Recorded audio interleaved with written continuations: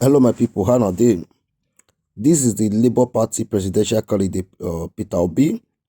Although, since he have finished the presidential election, he have been granting interview in different media houses. On the people are interrogating with him and all that. But in this video, he don't explain the lack of transparency in our electoral systems and so many other things which he explained on this video. I will leave you to watch him and hear what he have to say on this video. But my question is that the so-called president-elect, when are we going to interrogate him? When are we going to see him granting an interview? When are we going to see it in different media? When are we going to see him in different media house or be interviewed by our journalists? Even don't forget, before to the build up of this election, this man have been shunning any invitation to go to the media house and tell Nigeria what he have for them. And now INEC also declare him winner, although that winner is in quote. That winner is in quote. INEC also declared him winner as the president-elect of Federal Republic of Nigeria.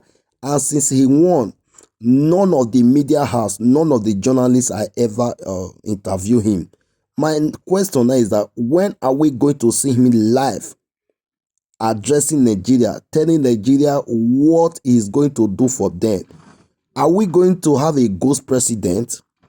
Are we going to have a president that will not address the nation, that will not even or interact with his own citizens? I don't understand. Okay? Because this man, even before the election, we see this man in every interview for different media house. He was there 24 hours telling Nigeria the problems and how he's going to solve it. Even after now, after the election have been finished, we also see the man. The man is always at present. He always at everywhere telling Nigeria the problem and the solution. But I don't understand.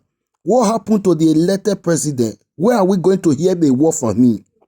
Guys, if you like what I'm doing here, don't forget to share this video. And if you never follow me, ensure you click the following button. If just set up your notification button. Anytime I post a new video, you'll be the first person to receive it. And don't forget to like on this video, comment and share. Thank you. See you again for the another post.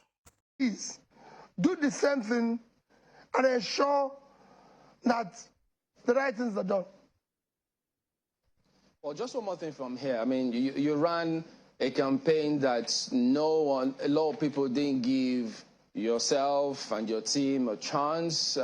People kept talking about the structures. Now, quite a number of them tell us they're thinking differently. Your campaign, the way it all came across, many like to see things go differently. But just to get your mindset on this, what is it that you like to see? I mean, you've spoken about you expect them to come out this Saturday and vote, expectations from INEC as well, also there as well.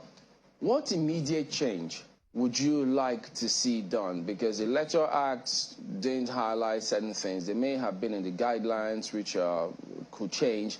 I know that some persons had gone to court about the beaver, I beg your pardon, about the voter cards, them using the slip and not necessarily limiting everybody to the permanent voter cards.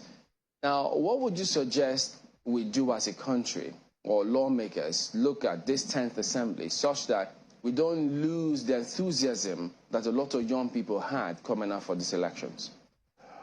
Well, Chamberlain, I don't know what I can tell you that I would say there needs to be done in the immediate or what is expected. But because why do I say so is that simple things becomes very difficult in this country. Like I said, it's just about the election. All I want to see in this country is that we have a government and the people believe in the rule of law, in following the guideline. If we say we're going to do it this way, let's just do it that way. As I said earlier, I will conduct, if I'm in position, and the people will sit up in this country, I'll be able to conduct the best election without Nigeria spending 50% of what I spent in that election. If I try to spend 25% of that, because there's so many things we can do today with technology that we need to do, and other countries are doing it. We can't spend $1 billion and we're still talking about what do we need to do and what do we... There's a guideline. Follow that guideline strictly. Maintain it. All right. Winding down. Now, this, pardon me, Kaide, I know that this, the president-elect and his team, they've said that they want to run, what's that word now? Government of national unity. What is it that you're willing to do? Because lots of people look up to you, Nigerians. They also want a better country. What would you be willing to do if you're called upon? Chamberlain, the first thing I want to see is that the process is right. The process through which you achieve anything is far more fundamental than what you do thereafter. I can't come into channel now where somebody has worked hard, all of you, build a team, work hard, and take it over, and then say, I'll run it better, increase your salaries, start doing things better than Chief Momo would do, and you say, that's right. But I didn't work hard for it.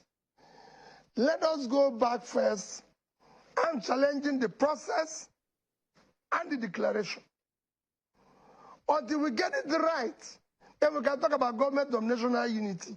Otherwise, we will go and sit down and say that the people who stop the train and kidnap people also can call or invite us to discuss about peace and nation when they're having people in captive. So you're not of collaboration? No. Let's do things right. Okay. That's where we start. Until things are done rightly,